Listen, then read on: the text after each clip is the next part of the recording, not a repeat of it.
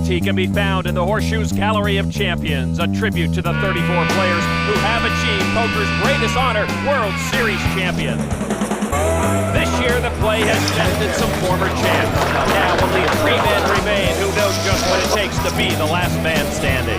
There's a lot of pressure in the main event, and it really is a grind. It's going to take a lot of stamina. You're talking fear, greed, anger, elation, and if you don't control it, you're going to be a loser. The only time that you're happy is when you can win. The worst day of the year is the day you get knocked out of this tournament. 80 minefields separate these 3 from another snapshot on the wall. Day 5 of the main event coming up next. Welcome to Las Vegas and the Horseshoe Casino, home to the World Series of Poker, presented by Miller High Life, where fans line up early and stay late to witness the biggest poker game on the planet. I'm Lon McCarron alongside Norman Chad. You know, every big hotel in this town loves to have an A-list celebrity atop their marquee.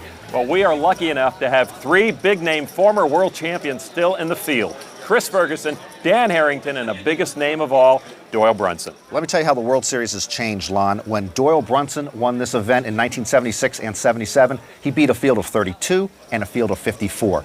This year, he's already bested nearly 2,500 players, and he's still not even close to winning this title yet.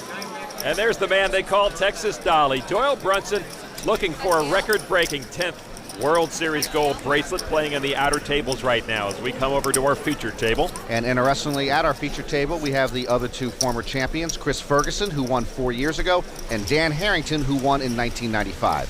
Gee, I'm sorry, I don't know your name. Eddie. Eddie? Hi, Eddie. I'm Dan. I know everyone else at the table. They've check-raised me a number of times.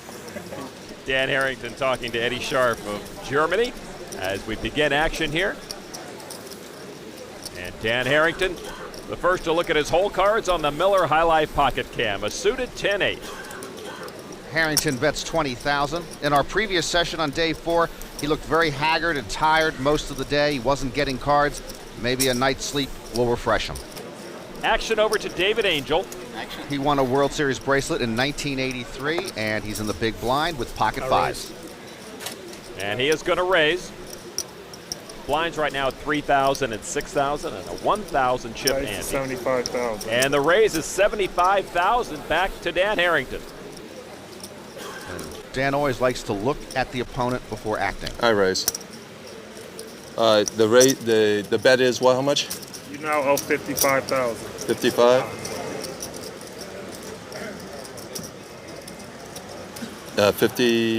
55, right.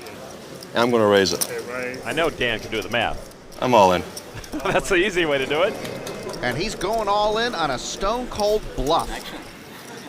And he's playing off his reputation. He's solid and tight. So when he raises, 1, he usually has the goods. 2, the other player usually runs. Harrington's trying to bluff out a player who knows he plays tight. Well, I don't have aces, Dan, so. And Angel's showing the respect. They're telling him he doesn't have aces, so anything less he might get rid of. Take it. Angel folds to the bluff. I'm entitled to pick him up once in a while. Dan entitled to pick up that pot, outfoxing the whole table. He's now over 500,000 in chips. The former champion knows better than most there's more than one way to get to the final table, and no limit Texas Hold'em. Here are the Miller High Life rules for Texas Hold'em. Each player is first dealt 2 down cards. A round of betting then occurs as players decide for the first time if they're in or they're out. Then come the community cards with the flop, the turn, and the river with a round of betting after each. In the end, the best 5-card combination wins the hand and takes the pot. Anyone walking around this room right now can feel the tension in the air as the chip stacks shrink and the nerves spray. There is tournament chip leader, young John Murphy, holding a pair of 10s against one of Europe's top players, Marcel Lust. He's number 3 in chips right now, holding an ace high. Here comes the river card, and now Murphy is assured of the best hand, as the check mark indicates. Marcel's trying to push around John Murphy, though. He bet 100,000 on the turn. Murphy called, and now he's putting out a 200,000 chip bet with nothing, trying to push John Murphy out of this hand on a bluff. Nobody yet has been successful in pushing around this 21-year-old, as evidenced by his big chip stack. And a good call, as Marcel indicates. Murphy will take down the pot with the 10s. In a showdown between two of the top 3 chip leaders, John Murphy does not crumble under the pressure of the powerful veteran Marcel Luz. Youth continues to be served here, and I don't think Marcel likes the price he just paid. Now to Josh Aurier, number 2 in chips. Why do I do this to myself? And he is up against this man, Donnie Ariel, who has made it known he is all in with a king 6, and Aurier calls it. And the reason he did that to himself that time, it only cost him $62,000 to call the all-in, and Josh has a huge chip stack, so he can afford it. And a queen 9 for Josh Aurier as we go to the flop. And he's behind as we go to the flop, but Josh catches a queen and now pushes Ariel to the edge of extinction. It's not a bad He's very aware, is Donnie Ariel. And here comes the turn card, ace of spades, no help. And now Ariel would need a king and a king only to stay alive. But it's a 5 of hearts, not going to do it. Aurier wins the hand, and Donnie Ariel will take the walk that about 2,500 others have taken before him at this year's main event. Going back over to our featured table, first to act will be David Angel, who was just bluffed out of some chips by Dan Harrington. He's looking at an ace-4 suited. Comes out with 25,000. Eddie Sharp will fold. Action now to Chris Ferguson, the 2000 world champion. King, queen, unsuited. Ferguson always very studied and methodical before he makes his decisions.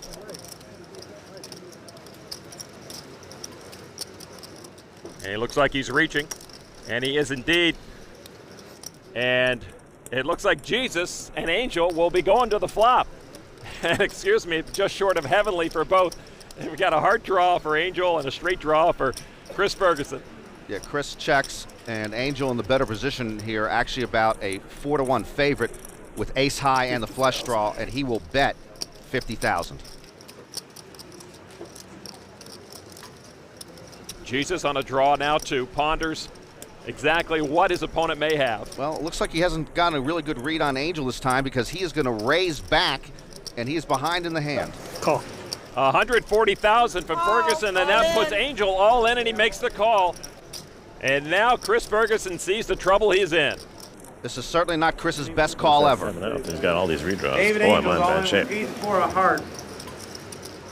And it's chips he'd like to get back right now as we go to the turn. And the turn card is a 5 of clubs, no help to either. One card to come. 7-outer. Pair the board. He's got 7 outs, a king, queen, or 10, but it can't be a heart. And the river card is an ace of clubs. David Angel wins the hand, and Jesus Ferguson is not off to the start that he envisioned. The World Series of Poker is brought to you by Milwaukee's Best Light. Milwaukee's Best Light, brewed for a man's taste. And Harris Entertainment. And the Toyota Tundra Double Cab, not just big, life-sized.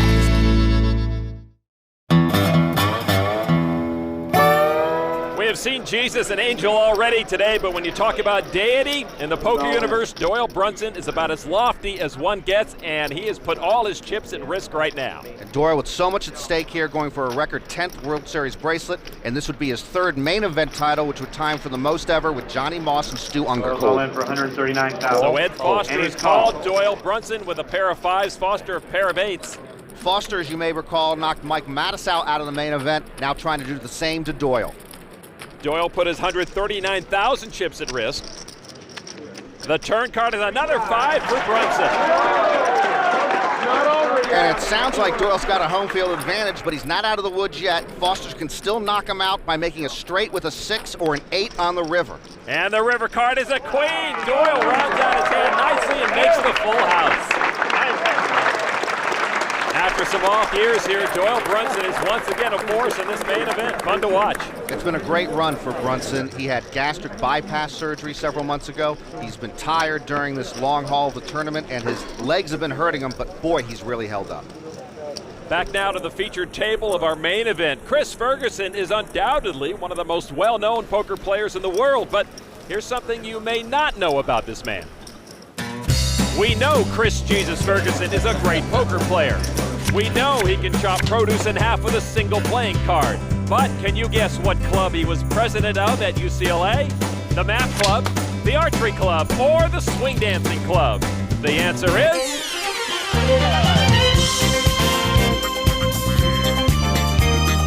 In poker, you're really trying to basically be expressionless the entire time.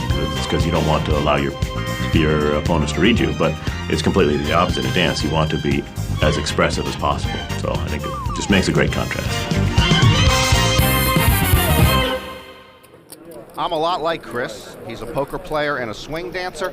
I play checkers and I play twister. I think they could use a disco ball here at the Horseshoe. William Erickson now looking at ace-3 suited. Raise. Did you see that ace of spades, Lon? Ace of spades is the prettiest card in the deck. I'll tell you why when we go to commercial. He's going to raise the big blind. Raise it. 15,000. Erickson from New York. First World Series of Poker. He's already grabbed the nickname the Poker Guru. At your first World Series? Yeah. That's a bit presumptuous. Over to dancing Chris Ferguson. 10-7 offsuit. And he has not thrown him away yet. No, if he's going to dance with these cards, that's presumptuous. Very modest hand for Chris. Chris is not in his first World Series of Poker, and he's going to call it. Unusual call there. The flop with Erickson and Ferguson, 8-Jack-7. And a good flop for Chris Ferguson. He makes a pair of sevens and a straight draw. Erickson got no part of that flop. Chris checks his sevens over to Erickson now, who goes in with 30,000 now. And now Chris Ferguson, behind his shades, as usual, will take a look at his opponent and think about the pot odds, think about his hand vis-a-vis his opponent, and make a decision. And his decision is to go all in. Can you count that down? And when Chris Ferguson goes all in here, it is as much in assessing the strength or weakness of his opponent's hand as it is in his hand. And right now, besides having the sevens, he doesn't sense much of a hand for William Erickson. Ferguson raised all in with 68,000. That would be a good chunk of Erickson's stack. Should have raised high before the flop, huh? Yeah, well, I shouldn't have married a woman I met at a Jiffy Lube, but what are you going to do? He's agonizing over this line, but he got no piece of the flop. His ace-3 is so susceptible to so many other hands right now, I really can't see him making the call in this position.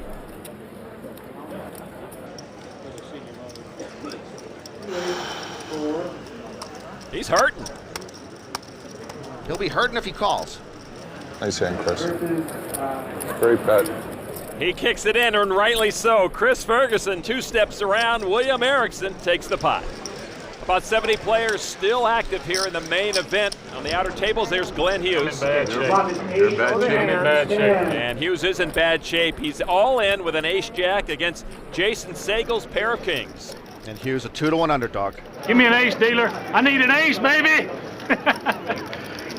An ace might help him, Norm. Give me an ace today. He got it! Yeah! The squeaky wheel gets the grease.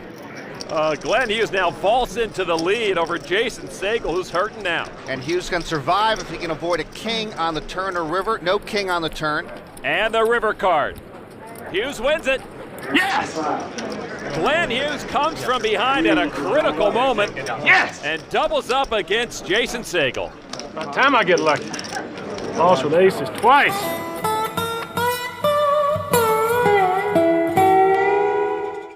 The World Series of Poker presented by Miller High Life. Main event. The unique look that is Greg Raymer sitting at the outer tables now. We watched his masterful use of his many chips at our featured table in a previous round.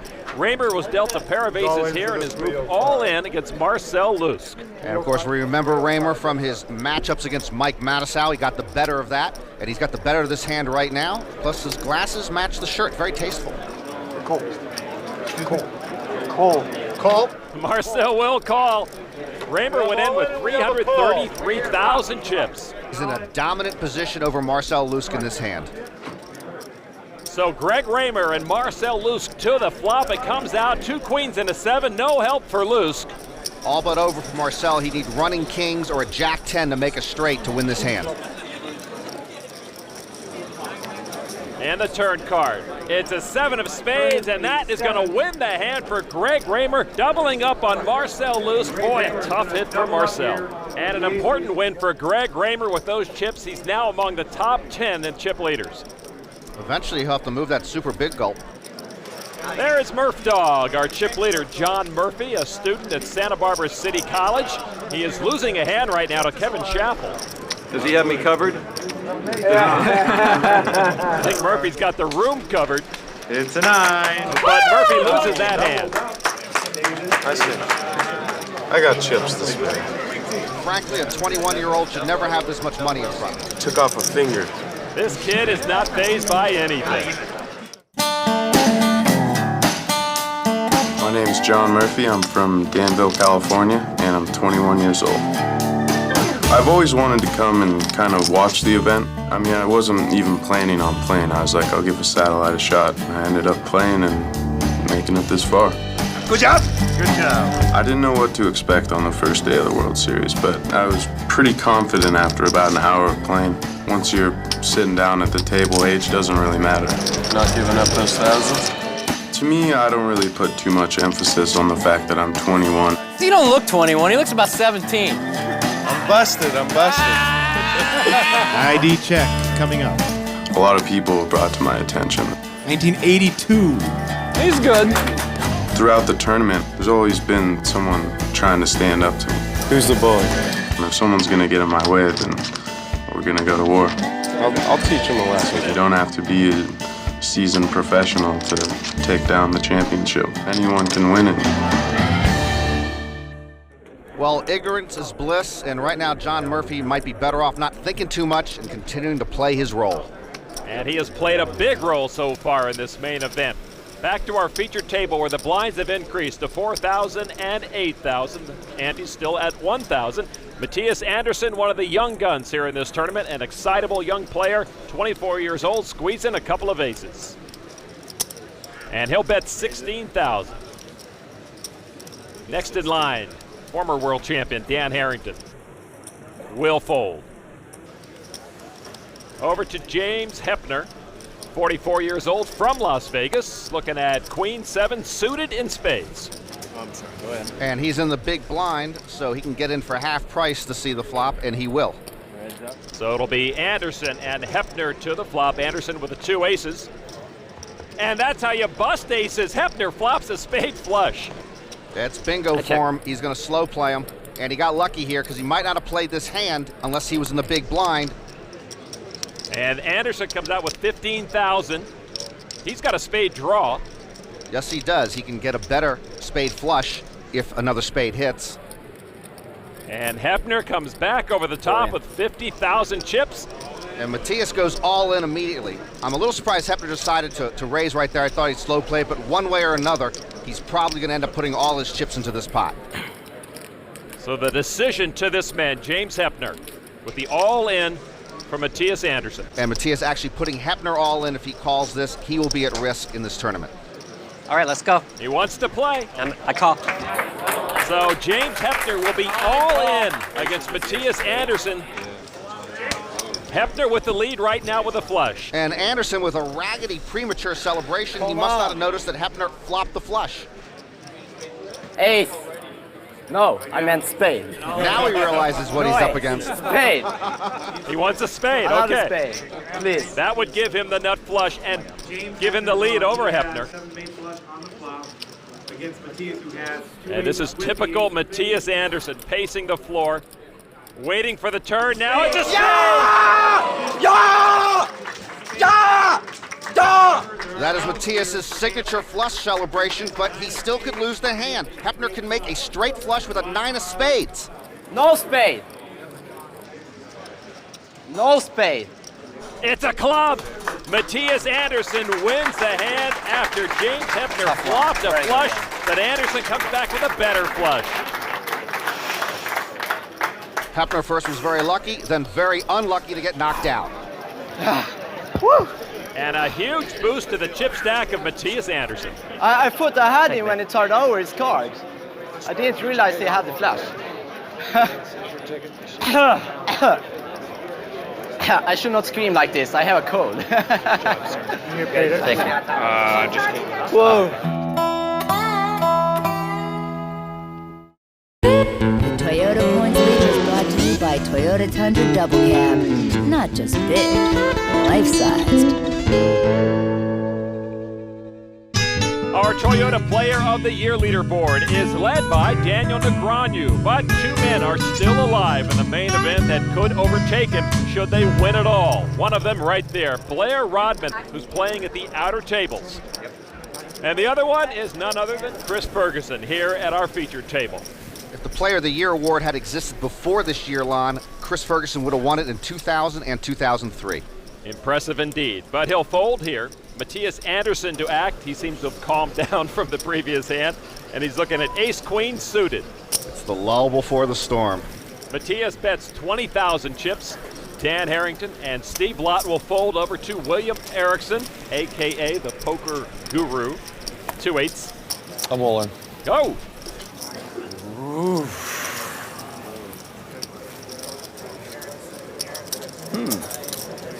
How much is it? I want it counted. It's always polite to take your hat off when there's a count. I'm sorry. I think 46. 146. 146,000 chips now. I need the call. Be careful what you wish for. Erickson says he wants a call to double up, but sometimes you get hurt. I have a hand here. Matthias has chips approaching 800,000. You know, I think I like him better with the hat on, actually. The first few days of this tournament are about surviving, Norm, but right now Matthias has to make a decision to go or not because he has to be strong going forward. Early on it's surviving, now it's accumulating. So that's what Matthias is considering in his head. He knows it's probably a coin flip situation. He's got to decide, do I want to take a chance right now to accumulate another 146,000 chips to put me in a much better position in this tournament? You don't want me to call. So Matthias is weighing the risk against the reward. And people who take chances in tournaments, they're the ones who end up winning them. Matthias may be just 24, but he's got the experience to know how big a moment this is. I actually believe you had me. Good race. And he'll fold it. I haven't bluffed the whole time. I think you had the sevens or something. How does he know that? He's darn close. What? I had a good hand. And Matthias decides the risk is not worth it at this point of the tournament. But things at this main event should get more and more interesting as we move through. More and more chips being traded between the players, the tension getting higher. How much is first prize in this thing? $5 million. I'll be honest with you, that's a lot of money. It is indeed. Senthil Kumar, a software engineer from Los Gatos, California. A real race. Ace queen, he's going all in. About 160,000, he'd love to double up right here. Not worth it for Dan Harrington. William Erickson folds as well. Over to David Angel. And he too with an ace queen unsuited. How much is that? 162. Oh, I had that much? God. 162. 63. 63. I could swear this guy played a detective on TV once. Kumar had 163,000 chips. I'm all in. And David Angel's going to call it. Oh. Well, they have identical hands, and we're staring at the probability of a split pot unless somebody makes a flush. Mainly diamonds. Yep, Angel wants the diamonds. Diamonds. They both have a club. Here comes the flop. It's two spades, advantage to Kumar. Red card. Angel, no chance for a flush now. Kumar still could do it with running spades. Turn card, another spade. Well, there's the first spade for Kumar. Please. And he's now one spade away from turning a split pot into a nightmare for Angel. Any red card. Oh, a spade. Yes! Yes! Yes! Yes! The long shot comes through for Kumar. Can you imagine Matthias's reaction if he had made that flush? Raise the roof. Kumar doubles up on David Angel. It's a cruel game, Lon, and don't you ever forget it. Now it's a different game. And Kumar has some ammunition now to work with. In the outer tables, the legend is still at work and garnering much of the attention and adulation in the room. That's what I've usually got. I'm all in. Let's see what we Doyle Brunson continues to amaze everyone around him with his skill of the game as he rakes in another pot here in the main event, something he's been doing for decades. When a poker player crosses 50, that's usually when he starts going downhill. Like I'm a dinosaur. I'm 70 years old, and I think I'm playing about as good as I ever was. 15 years ago, there was 100 people in the tournament. You know, they were all top quality players, whereas 75% of the field here is relatively weak. I'm all in. you taught him that. You wrote the book. It's always been funny that I've always done better against better players for some reason, as opposed to weaker players. I hope to get the 10th bracelet because, you know, getting older and everything, but I plan on doing it before I go out to pasture. Back in the outer tables, Doyle is under 100,000 chips and looking for more. And with an ace-king, he's going to go all in for his 69,000. Waiting for action from Bradley Berman. Doyle regularly plays in one of the biggest cash games in the country with Bradley's father, Lyle Berman. And Berman is going to call the all-in.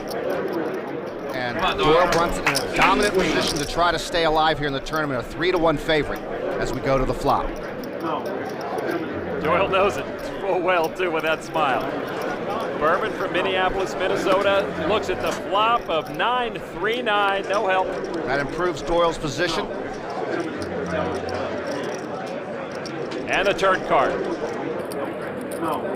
10 of hearts now, Berman with a straight draw. Yeah, you're right, and now a jack or a queen for Berman would knock Doyle Brunson out of the main event. River card wins it for Doyle. Good hand, Doyle. Take it down, Doyle! Doyle Brunson still a factor in this main event.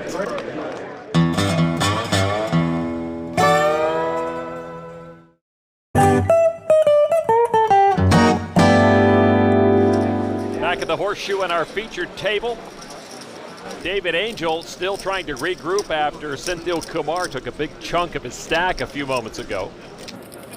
Detective on a 70s show, I think. Think? Ace-10 suited, he raises to 25,000, does Angel. Around the rest of the table, Ferguson folds, Kumar gets out of the way.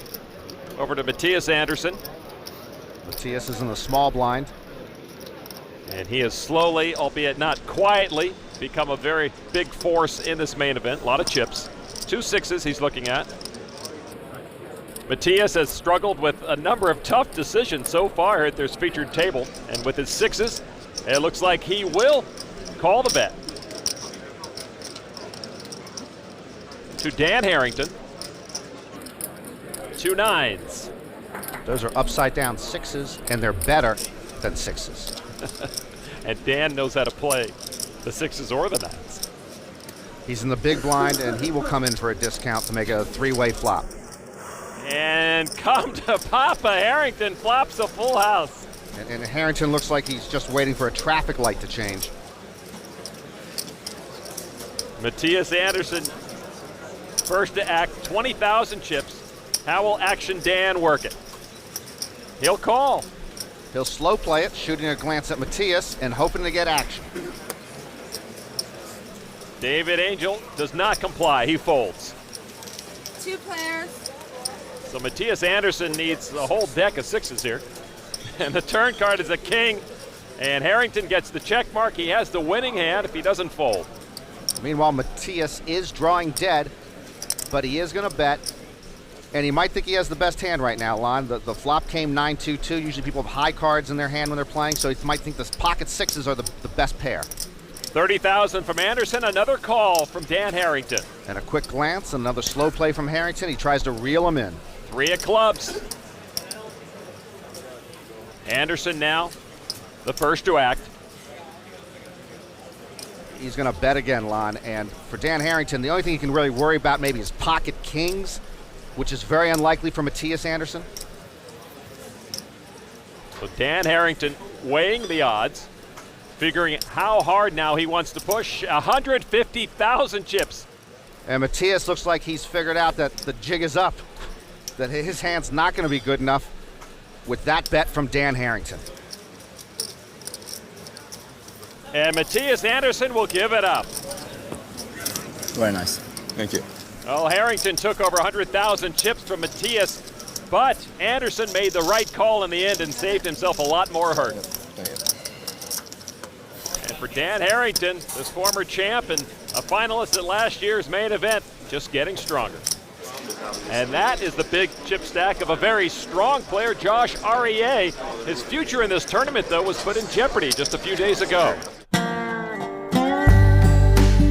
Day 2 is something I never, ever want to experience again. I woke up in the morning knowing that I'm in the top 40 out of 1,200 people in chips. And I called my wife just to share my excitement with her, and she was in the hospital. And when she told me, I freaked. Oh, man. I mean, I literally was ready to go home. She said, I have a job to do and get in there and play and not worry about her. She just expressed the fact to me that I have a chance here, and this could be the one. And she said all that before I got the phone call of her saying, I'm okay. It wasn't as bad as we both thought. It was some sort of infection. I mean, I can't say enough about her. And, you know, I owe it to her to come out here and make her proud.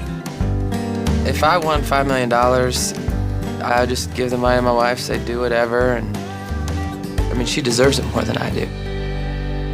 Thankfully, Josh's wife is okay, and he continues to be a force here, and specifically at this table, he's bet enough on this hand with his king-jack to put Jeffrey Calkins all in with his 2-8s. Meanwhile, Chuck Pacheco probably liked his cards, but the bet was too rich for his blood, and he folds.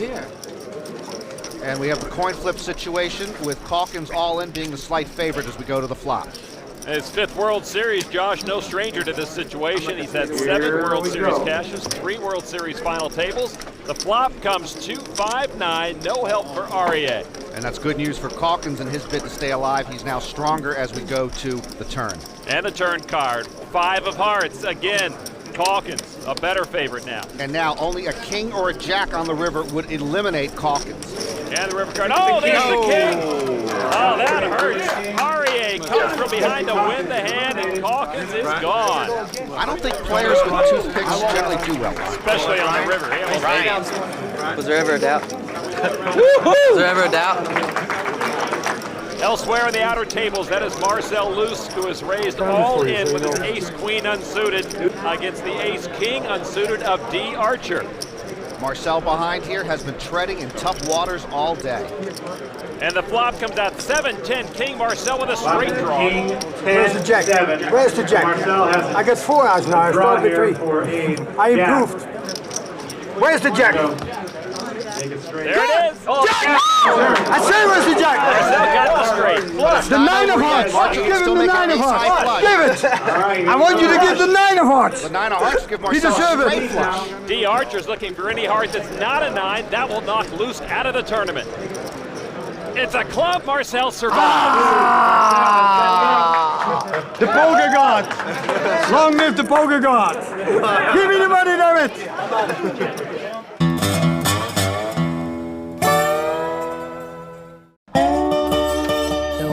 Series of Poker is brought to you by Milwaukee's Best Light. Milwaukee's Best Light, brewed for a man's taste. And Harris Entertainment. And Levitra. Ask your doctor about it today. Levitra, when it counts. The familiar snake eyes of Greg Raymer on the outer tables holding a pair of jacks. He's made a bet that could put Tobias Persson all in. All in. And that's exactly what Persson does with his 2 10s and behind in the hand. Persson in trouble right now, 4-1 underdog. And smart to be getting his jacket because he's on his way out. Ready for the flop, and now Pearson with a set of 10s. Pearson can sit back down now.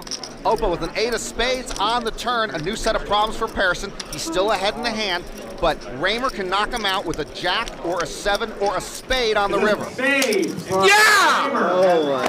Greg Raymer gets the winning flush on the river. Good luck, everyone. Tobias Pearson takes 55th place, $35,000. What a win for Raymer.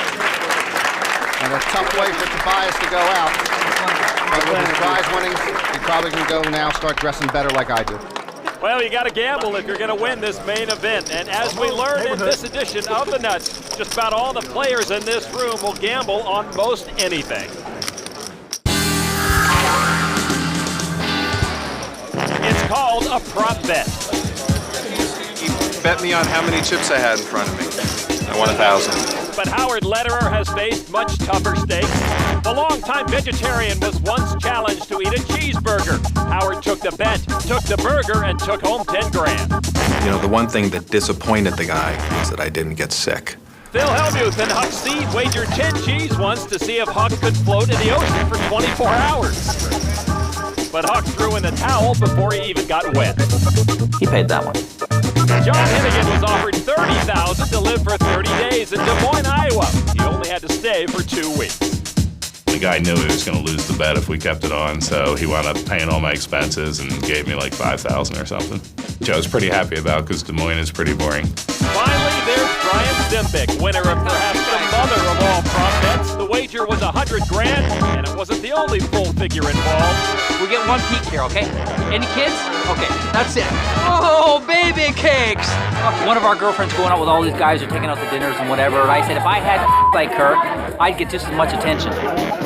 So he bet me 100,000, put him in, and I said, okay, let's do it. It's like I get so many chicks like this. It's unbelievable. Norm, 100 grand is not enough. For that. On the outer tables, one of the 2 players with a chance to overtake Daniel Negreanu on the Toyota Player of the Year leaderboard has just been ousted. Blair Rodman busted out, and now only one man can replace Daniel Negreanu on that leaderboard, and he is at our feature table right now. It is Chris Jesus Ferguson. And Chris Ferguson has had a frustrating day, unable to get going on any level, and his chips are starting to dwindle. New player at the featured table is Matt Dean, a 24-year-old from Woodlands, Texas. Another kid with a dream. Jack 10 offsuit, he'll fold it. And the rest of this featured table folds over to Ferguson. Jesus looks at ace queen unsuited. There it is, Lon. The ace of spades, a thing of beauty. If you ever see the entire card, one day you'll understand what I'm talking about. Oh. I've never been dealt the ace of spades. And that's why I do this for a living. He'll bet 30,000. Yeah, that ace of spades induced the bet from Jesus. Anderson folds, so does Dan Harrington. Over to William Erickson. Couple of 5s. And a ponder. I'm all in. All in. A decent spot to go all in for Erickson. He's got a pocket pair, a little more than 100,000 in chips left. Action over to Ferguson now. How much more is it? 112. Sorry. It's all right. 112,000 to Chris. That would take a lot of his stack. That's most of his remaining chips, and he's got to be thinking, at best, it might be a coin flip situation, but he's coming on in, and he's going to put Erickson all in. So Ferguson flips his ace-queen, the 2 5s of Erickson with a slight advantage. I had to take a shot in. Yeah, exactly. Erickson went all in earlier in the day with 2 8s, now with the 2 5s. Here's the flop and 2 kings and a deuce. No help to Ferguson. Erickson's position improves, and Ferguson's been staring at the wrong end of these heads-up duels today. The 3 is no help for Chris. And now Ferguson can knock out Erickson on the river only with an ace or a queen. The river card, it's a jack of spades, and William Erickson doubles up and cripples Chris Jesus Ferguson in the process. And this former champ knows it's moving day. It's a day to accumulate chips, and Chris Ferguson just not getting that done right now. Whew. 8 sweating coin flips. And that coin flip just cost Chris Ferguson about 2/3 of his chip stack. The World Series of Poker Tournament of Champions, an ESPN special event. 10 of the world's top rounders will be chosen to ante up for $2 million. Well, I walk into the room, passing out $100 bills. I'm in this town. Winner. Here comes the river card. Take the full house. all. And that is it. Wow. The World Series of Poker Tournament of Champions. Tuesday, September 21st at 9 p.m. Only on ESPN. Deal.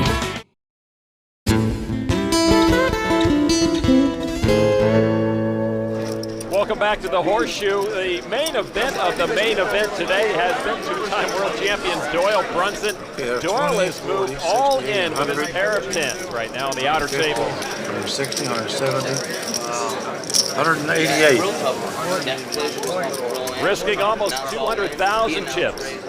Action to Bradley Berman, who calls the all-in with his ace-7. The second time he's called a Brunson all-in today. Doyle with the advantage now with a pair of 10s. It's bad news for one of us. And here comes the flop. Oh, and Berman gets another ace. And that's very bad news for Doyle. His 2004 World Series now on life support. Berman in a commanding lead, a chance to knock out a legend of poker. Turn card 3 of spades. So for Doyle Brunson now seeking a record 10th bracelet and a record-tying 3rd main event title, he will need a 10 now on the river to stay alive or he is gone. River card is a jack. Okay. There will be no 10th bracelet for Doyle Brunson.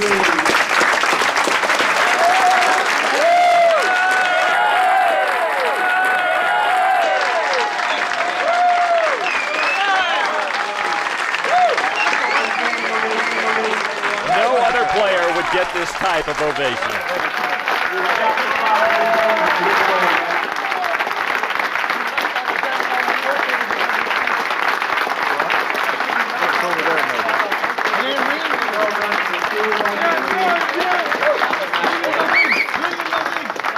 Good luck, fellas. Well, this year's World Series has seen remarkable moments with the success of women players and young players, but watching Doyle Brunson make a charge here in the main event, giving himself the best possible chance of every card dealt, perhaps it's been the biggest thrill of all. It's tough to see him go. For a long time, he has set the standard both with his level of poker play and the quality of his character. We had 3 former champions in the room. One of them has just left. Another one is Chris Ferguson right now. He has a lot of work to do, or he may be following Doyle to the exit door. Blinds at 5,000 and 10,000 here at the featured table. Action over to Chris Ferguson. And his patented slow squeeze of a 10 queen unsuited. He likes the drama of the squeeze. Doesn't he though?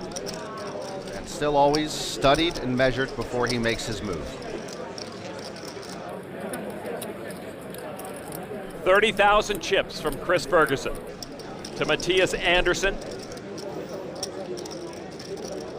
He's taking Ferguson yes. lessons there on the taking classes online. Ace Queen suited with hearts. Matthias, just like Ferguson, very meticulous in every move he makes. When he scratches his nose, I think it's a signal to someone in the crowd to bring him a popsicle. Matthias will call the 30,000 chip bet from Ferguson. Dan Harrington, the other former champion, left in the field, folds. So it'll be Ferguson and Anderson to the flop, and it comes out Jack 3-9. Ferguson picks up an open-ended straight draw. But he's still behind in the hand of Matthias, is ace high. All in. Matthias Anderson trying to put Chris Ferguson all in. Wow, Ferguson drops the shades to glare at Matthias. We don't see that much from him. This is another tough spot for Chris Jesus Ferguson. You don't like to go all in on a draw. His chip stack is dwindling. You got to pick a spot where you want to try to double up. But I don't think this is the spot for him. He's got queen high right now and just a draw to a straight. Ugh. And that's exactly what he's going to do. Chris Ferguson is all in. Wow, he's in a tough position, Lon. He's going all in just on a draw, and right now he's a 3-2 dog to Matthias Anderson. And Chris Ferguson reads the bad news, and his card's perhaps numbered now. And all day, his reads have not been as sharp as usual. In these heads-up duels, he's usually been behind. Well, we just saw one world champion exit the room. Chris Ferguson may be following him. The turn card is no help. Chris Ferguson now in dire straits. He can stay alive if he pairs his 10, or if he makes a king or an 8 for a straight. Otherwise, he is out of here. The river card, perhaps Ferguson's last. Oh, he wins the hand with a king. Usually don't see that much emotion from Chris Ferguson. We do see it from Matthias Anderson, win or lose, and he's crushed. Oh, look at this. What is he, Arsenio? So Jesus lives to fight another day, but he has a lot of work to do if he hopes to make it back to the final table. We certainly saw some memorable moments today, and now only 2 former champions remain as one legend falls. Next time, more battles between the new faces and the seasoned pros. We are down to just 50 players in the quest for $5 million. See you next year, guys.